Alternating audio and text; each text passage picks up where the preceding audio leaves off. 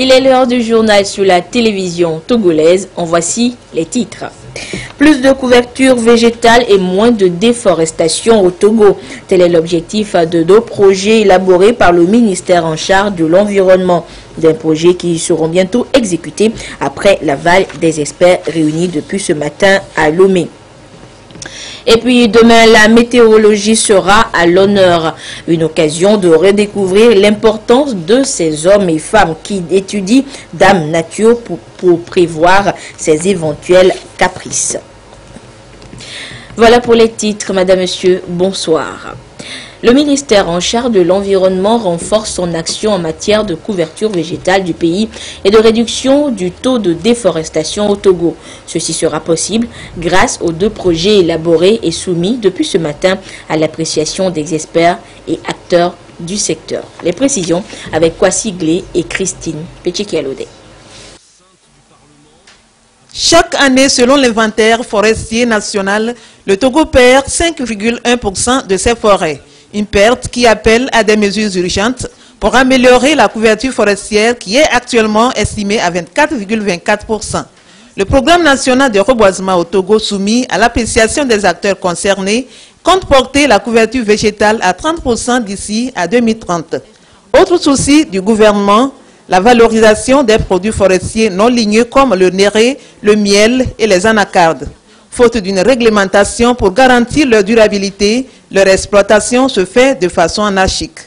L'aspect innovant qui se trouve dans ce document, c'est que le document identifie comment rechercher les semences, comment produire les plants, comment les mettre en terre, comment sauvegarder et protéger les forêts existantes, comment accompagner les populations et les acteurs. Donc tous ces produits qui ne sont pas du bois, que nous appelons les produits forestiers non ligneux, il ne faut pas les négliger dans la forêt. La FAO qui accompagne le Togo dans la mise en œuvre de ces deux initiatives.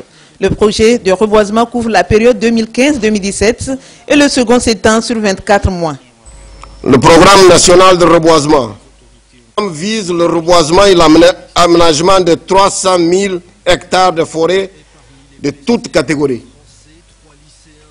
Il définit pour chacune des zones de reboisement identifiées les objectifs de reboisement,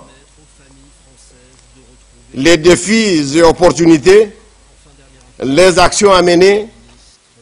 Pour encourager le reboisement, des mesures incitatives sont retenues. Entre autres mesures, on note l'instauration d'une distinction honorifique aux meilleurs planteurs, la motivation des meilleurs planteurs par un prix, la vulgarisation des procédures et techniques relatives au reboisement, le renforcement des capacités des planteurs privés, la facilitation des procédures d'acquisition des intrants liés au reboisement. La valorisation et la modernisation de la filière des produits forestiers non ligneux contribuera à assurer la sécurité alimentaire et nutritionnelle, la création d'emplois et la réduction de la pauvreté. La lutte contre la déforestation est devenue la cause commune de tous les pays de la planète. Tout est mis en œuvre pour freiner le fléau. Au Togo, les autorités ont opté pour la gestion des forêts. Son importance dans ce dossier, signé Albertine Yaki. La forêt, selon la FAO, correspond à un couvert arboré de plus de 10% sur au moins un demi-hectare. L'arbre étant défini comme une plante pérenne avec une seule tige ou plusieurs atteignant 5 mètres de hauteur à maturité.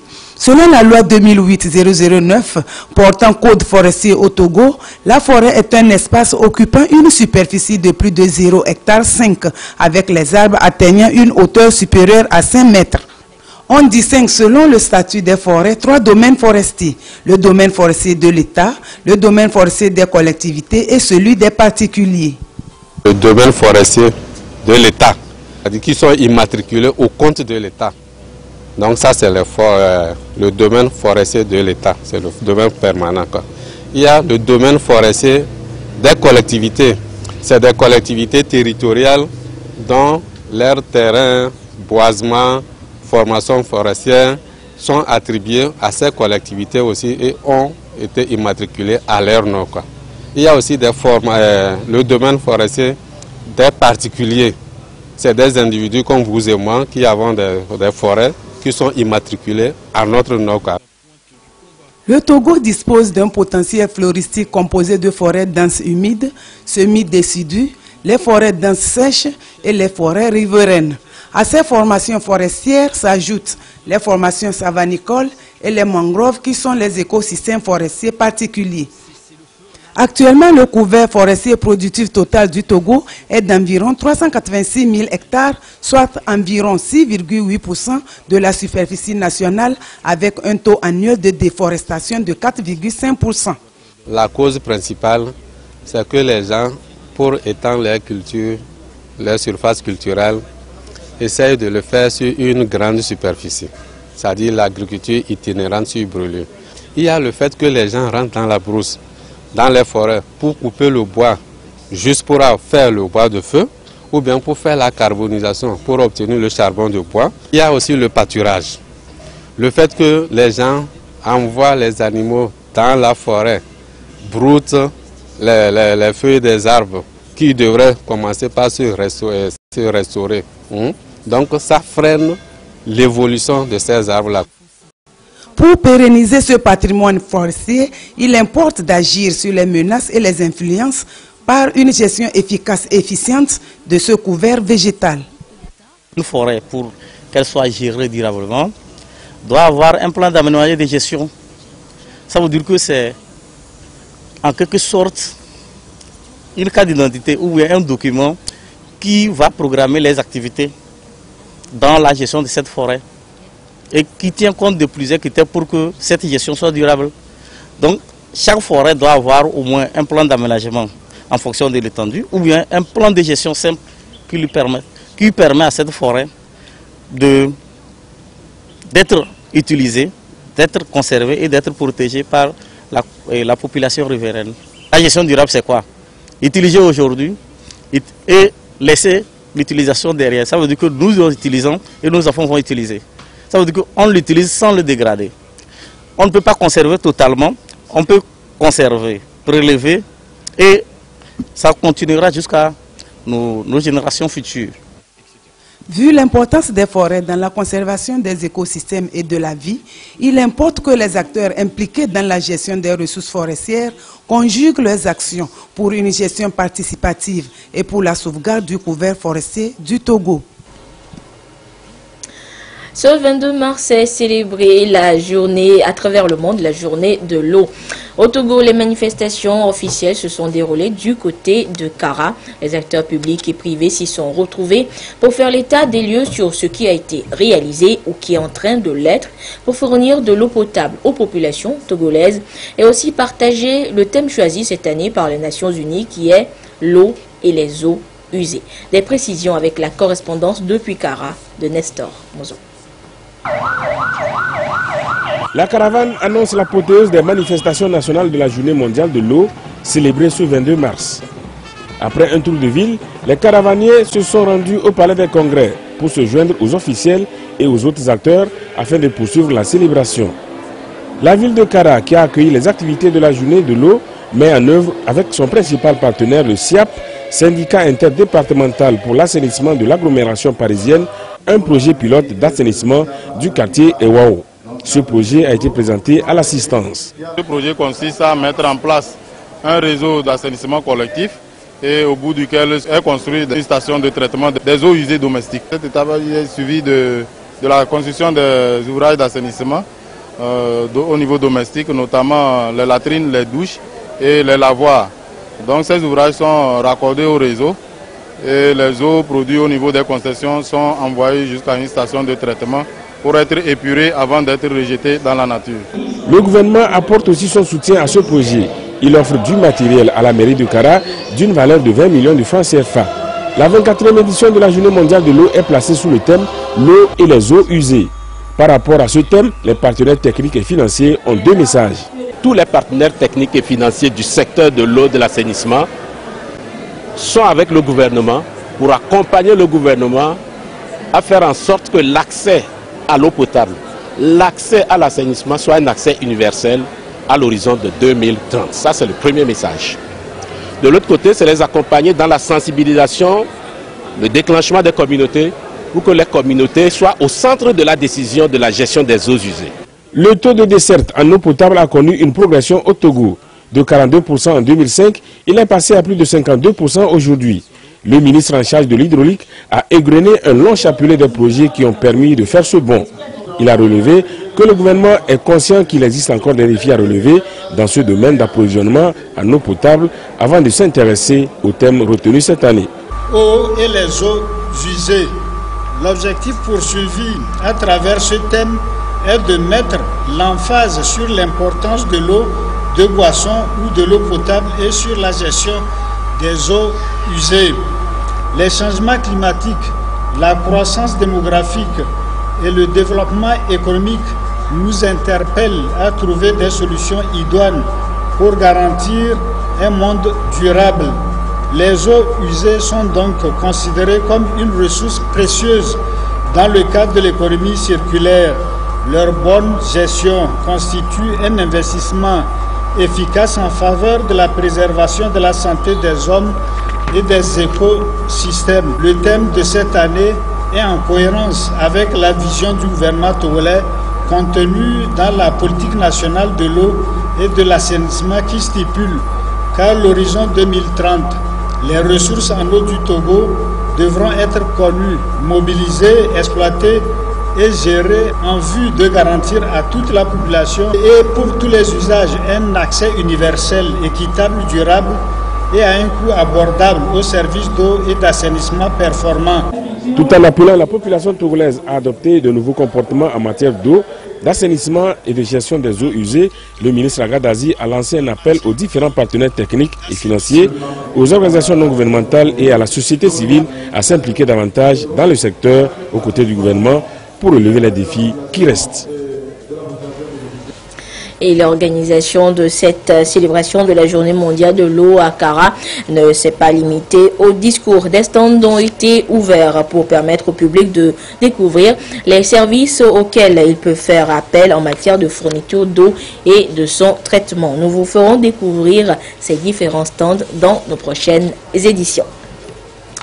D'une célébration à une autre, demain 23 mars sera célébrée la journée mondiale de la météorologie. En prélude à cette journée, les observateurs de ces données de chaque centre météorologique du Togo se sont retrouvés ce mercredi à la direction de la météo à Lomé pour une journée d'information axée sur l'importance des données dans la vie socio-économique du pays. Il s'agit de les amener à une prise de conscience de leur rôle pour recueillir des informations fiables, adaptées aux réalités de l'heure et du Togo. Sylvain Abdou pour des précisions. La collecte des données météorologiques, des outils indispensables pour les recherches climatiques, les prévisions saisonnières et l'orientation du transport aérien. Le processus demande beaucoup de techniques dans la relève des données relatives à la température, à l'humidité, à la pluviométrie et au vent. Et dans chaque centre météorologique, les observateurs des données utilisent des mécanismes appropriés pour disposer en temps réel des renseignements efficients et fiables. Nous faisons la collecte des données de deux manières. Nous avons les observations sensorielles et les observations instrumentales qui se font au niveau de l'abri.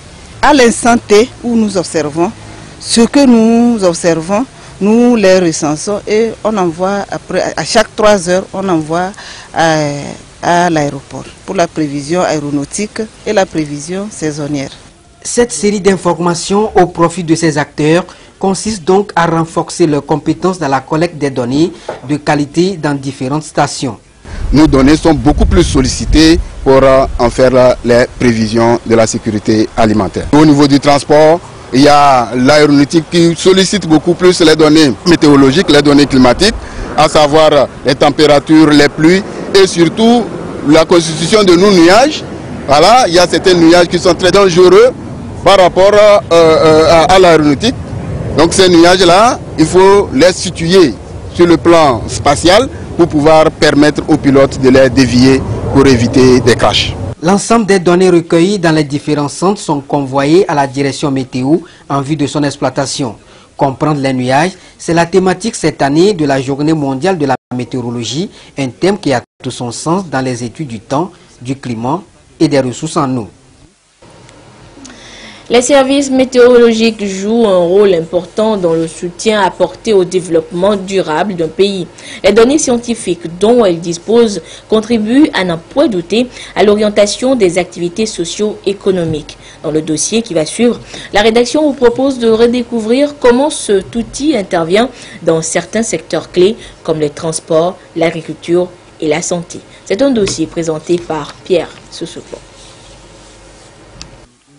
Sur cette image du tarmac de cet aérogare, des vols visiblement suspendus.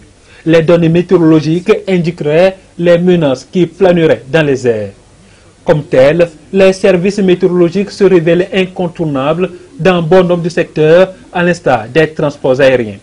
Ils permettent de maîtriser le ciel et surtout de comprendre les nuages. Au niveau du transport, il y a aussi surtout le transport aérien. Le transport aérien est beaucoup plus menacé, surtout par certaines de nos informations que s'il y a une erreur, ça va entraîner des crashs.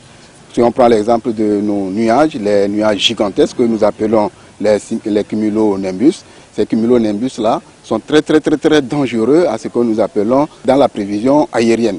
Donc pour que le dossier de vol soit prêt, pour que le pilote prenne le vol, donc il doit nécessairement avoir tous les paramètres du ciel, c'est-à-dire les vents, la température, l'humidité, la pression et surtout l'information sur ces nuages-là pour que le pilote puisse dévier ces nuages pour ne pas entraîner des crashs. Maîtrise du ciel, mais aussi de la terre. La météo reste un outil important dans le secteur agricole.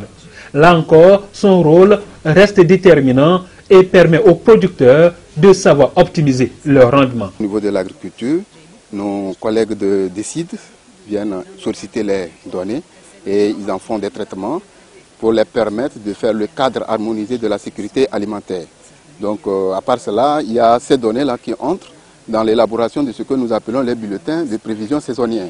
Donc ces prévisions saisonnières nous permettent de montrer aux différents acteurs de l'agriculture, surtout les paysans, le début, la fin des saisons et de voir aussi la normalité et la déficience des pluies. Donc si au cours de la saison, la pluie sera normale, déficitaire, excédentaire. Donc d'essayer de voir aussi les séquences sèches qui vont se produire à l'intérieur de la saison culturelle. Donc toutes ces données-là, entrer dans nos logiciels, essayer de nous donner des produits qui peuvent nous permettre d'élaborer des bulletins de prévision saisonnière. Mais pas seulement. Au-delà du secteur agricole, il y a le secteur de la santé. Vous n'êtes pas à savoir que l'augmentation de la température, ce qu'on appelle les vagues de chaleur, interviennent et puis donnent des effets négatifs, négatifs sur la santé humaine. Donc sur la santé humaine, pour essayer de faire des alertes précoces, les collègues de la santé ont besoin de nous donner pour faire des bulletins de prévision au niveau santé. Donc on a un volet qu'on appelle climatologie et la santé. Les avantages socio-économiques dont peuvent faire bénéficier les services météorologiques sont de plus en plus mesurés. Reste un bon usage de ces données pour arriver à freiner les aléas climatiques et les catastrophes naturelles en l'occurrence. 3 préfectures, notamment le Hao, l'Est Mono et le Moyen Mono, représentés par l'entreprise Territoire Développement, viennent de signer une convention de partenariat avec l'Union européenne. Un partenariat dans l'exécution du programme d'appui au renforcement de la démocratie participative locale pour un développement durable dans le sud-est de la région des Plateaux au Togo. Les précisions avec Yves Abilivi. C'est une signature de convention de partenariat entre l'Union européenne et l'entreprise Territoire et Développement ETD, un partenariat à travers lequel les différents acteurs veulent renforcer la démocratie participative locale en vue d'un développement durable dans le sud-est de la région des Plateaux. Cette signature marque le lancement officiel du dit programme à Tom, chef-lieu de la préfecture du Moyen-Mono, et doit prendre en compte la préfecture du Hao et la commune urbaine de Notien, les préfectures de l'Est Mono et du Moyen Mono. Le projet, il vient contribuer à la mise en œuvre de la stratégie nationale de la décentralisation, de la politique nationale de décentralisation au Togo. Et donc l'intérêt de ce projet dans un premier temps pour les populations des 3 préfectures Hao, Moyen Mono, Est Mono, c'est de les amener à se rapprocher des autorités locales dans un dialogue qui contribue à l'élaboration de leur plan de développement et à la promotion du développement sur leur territoire. Le programme d'appui au renforcement de la démocratie participative locale pour un développement durable dans le sud-est de la région des Plateaux au Togo découle de 3 autres programmes, notamment le programme d'appui à la gouvernance locale mis en œuvre de 2010 à 2013, le projet d'appui à la gestion environnementale et enfin le programme d'appui à la gouvernance locale et au développement durable. Le programme qui vient d'être lancé a été financé par l'Union européenne à plus d'un demi-milliard de francs CFA. Dans le cadre de la quinzaine de la francophonie et de la journée des ODD, le comité académique de l'Université de Lomé a initié une rencontre d'échange avec les élèves sur le rôle des scientifiques et la contribution de la science à l'atteinte de ces objectifs de développement durable. Il est question d'aider ces scientifiques en devenir à se familiariser et à s'approprier les 17 objectifs de développement durable. Lucassi, Christine Pechekeloude. Pour les 15 prochaines années, les pays du monde entier ont adopté un ensemble d'objectifs de développement durable ODD pour éradiquer la pauvreté, protéger la planète et garantir la prospérité pour tous. Les 17 objectifs définis sont dimensionnés en 3 composantes, notamment l'économie, le social et l'environnement. Pour que ces objectifs soient atteints, chaque acteur doit jouer sa partition. Ici, la communauté scientifique du Togo se mobilise pour apporter sa contribution. On ne peut pas parler d'éducation sans les universités. La santé, vous êtes d'accord avec moi que l'université, à travers la faculté des sciences de la santé, intervienne. La réduction de la famine, la promotion de l'agriculture durable. L'école supérieure d'agronomie est un centre de référence en la matière.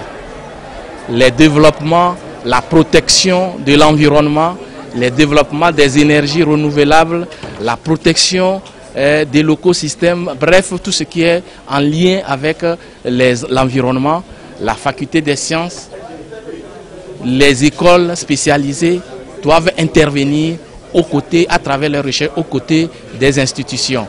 Les facultés comme les facultés des langues et arts, les facultés des sciences de l'homme et de la société doivent aussi intervenir. Le gouvernement togolais entend concilier les notions d'émergence et de développement intégré dans les ODD dans l'élaboration du programme national de développement PND sur la période 2018-2022. Cette journée d'appropriation et de familiarisation des concepts des ODD intervient à l'occasion de la quinzaine de la francophonie. Dans cette logique, le Conseil national de la jeunesse, CNJ, a décerné des prix de mérite à 6 lauréats du concours de poésie et de dessin qu'il a organisé.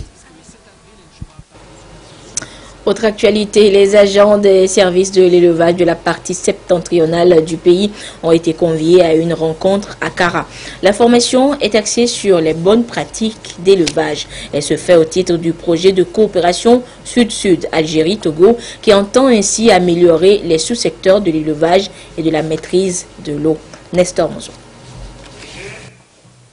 Le gouvernement togolais a signé il y a un an un accord tripartite avec la FAO et le gouvernement algérien en vue du transfert de compétences dans les sous-secteurs de l'élevage dans la partie septentrionale du pays et de la maîtrise de l'eau dans la partie méridionale, notamment à Michentové. Les experts algériens chargés de conduire le processus sont arrivés. Plusieurs activités sont prévues. Cette rencontre en fait partie. Elle a regroupé les techniciens du département de l'élevage en poste dans les régions centrales, Kara et Savane, pour les outiller davantage. C'est une information supplémentaire et de pratique d'élevage. Comment l'élevage doit être pratiqué pour augmenter les productions, pour avoir un élevage sain, pour avoir des bâtiments d'élevage conformes, pour savoir comment nourrir cet élevage, comment les vacciner. Pendant que les coopérants algériens s'occuperont du volet technique, la FAO coordonnera les sujets concernant le financement. Les techniciens maintenant qui seront formés à leur tour, ils seront chargés maintenant de former les producteurs sur le terrain parce que les techniciens algériens eux, vont partir. Quand ils partiront, il faut que l'expertise y reste Et maintenant, ceux qui seront formés aujourd'hui, ils auront ce bagage maintenant pour continuer à former nos producteurs sur le terrain afin que l'élevage maintenant connaisse un niveau de modernité beaucoup plus élevé que nous avons aujourd'hui. Ce projet a été financé par le Sultanat d'Oman. Cette formation fait suite à celle qui s'est déroulée entre fin janvier et début février pour les techniciens en maîtrise de l'eau. Actualité hors du Togo, ce mercredi, c'est au tour de Londres d'être frappé par une attaque terroriste. Une voiture qui fonce sur des passants. Le terroriste qui sort ensuite pour aller poignarder un policier juste devant le Parlement britannique. Bilan, 4 morts et des dizaines de blessés. Scène de chaos et de panique en plein centre-ville de la capitale britannique. Il est environ 3 heures de l'après-midi quand une voiture bélier fonce sur des passants sur le célèbre pont de Westminster et fauche une dizaine de personnes. L'assaillant descend de son 4x4 alors encastré dans les grilles des jardins de Westminster devant le Parlement londonien. Il poignarde un policier avec un couteau de 20 cm et tire à bout portant sur plusieurs personnes à l'entrée du Parlement. Le policier a succombé à ses blessures. Les images sont choquantes. Plusieurs personnes sont étendues au sol en sang en plein cœur de Londres. L'attaque a fait une dizaine de victimes, des morts et des blessés, dont des lycéens français. Les témoins décrivent une scène chaotique. Je marchais vers la station et il y a eu un gros bruit et une voiture nous a foncé dessus et a embarqué des piétons et ils étaient au sol. Tout le monde a tenté de s'enfuir par les barrières en face de Big Ben et un homme est passé à côté de moi avec un grand couteau et a commencé à l'enfoncer dans un policier. J'ai jamais rien vu de tel. Je n'arrive pas à croire ce que je viens de voir. L'assaillant a lui été abattu devant le Parlement. La police britannique a immédiatement qualifié cette attaque d'acte terroriste. Le profil du terroriste reste encore flou. Malheureusement, je peux confirmer que 4 personnes sont décédées. Cela inclut un policier du service de sécurité du Parlement et un homme qui est considéré comme étant l'assaillant qui a été abattu par un policier. La famille du policier a été informée, au moins 20 personnes ont été blessées. Le quartier a complètement été bouclé, les députés, eux, sont longuement restés confinés. La première ministre Theresa May est saine et sauve après avoir été mise en sécurité. Un attentat qui survient alors même que la Belgique rend hommage aux 32 personnes tuées il y a un an, jour pour jour, à l'aéroport de Bruxelles et dans une station de métro. Cette attaque replonge les Britanniques dans le souvenir douloureux et traumatisant de l'attaque de juillet 2005.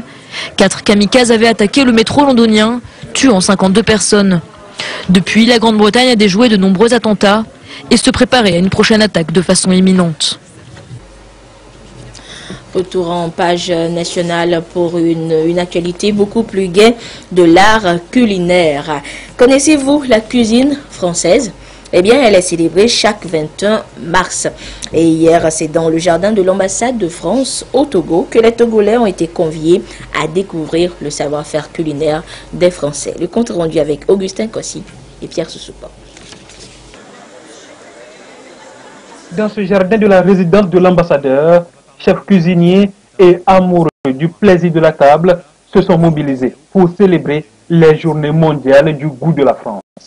Un événement qui rend hommage à la gastronomie française, à sa capacité d'innovation, aux valeurs qu'elle véhicule, notamment le partage, le plaisir et le respect du bien manger. Goût de France répond à un besoin, à une demande, à une aspiration, parce que tout le monde aime manger. Tout le monde recherche la convivialité, s'attache à cette sublimation éphémère. La cuisine française a partie liée avec la fraternité qui est au fronton de notre République. Cet appétit pour Goût de France est le signe que notre gastronomie conserve une aura singulière. Et c'est comme ça que la cuisine française s'est progressivement imposée sur la scène culinaire mondiale. Une cuisine dite originale qui est inscrite au patrimoine mondial de l'UNESCO en 2010. Des liqueurs aux mains en passant par le champagne servi en supplément, tout le plaisir était là, comme pour qui veut s'envoler à bord d'Air France. Des 2000 restaurateurs, 2000 chefs sont en train de préparer pour les clients d'Air France, pour l'ensemble des amateurs et des gastronomes du monde. Donc un menu prestigieux pour mettre en valeur la gastronomie française. Et je crois que c'est cet esprit de communion qu'il faut célébrer ce soir et qu'on célèbre au Togo avec les 7 restaurants qui sont partenaires de l'opération. Cet hôtel et restaurant togolais se sont joints à cette 3e édition de l'opération Goût de la France. C'est aussi la joie de partager des pots ensemble, mieux une opportunité pour savourer et faire savourer la France à travers des menus valorisants qui d'ailleurs traduisent le savoir-faire des chefs. Rendez-vous donc l'année prochaine, le 21 mars prochain, pour une autre dégustation. Voilà, ainsi prend fin ce journal. Merci de votre fidélité à la télévision togolaise. À 22h30, vous serez en compagnie de Edem Susupo pour la dernière édition du journal. Au revoir.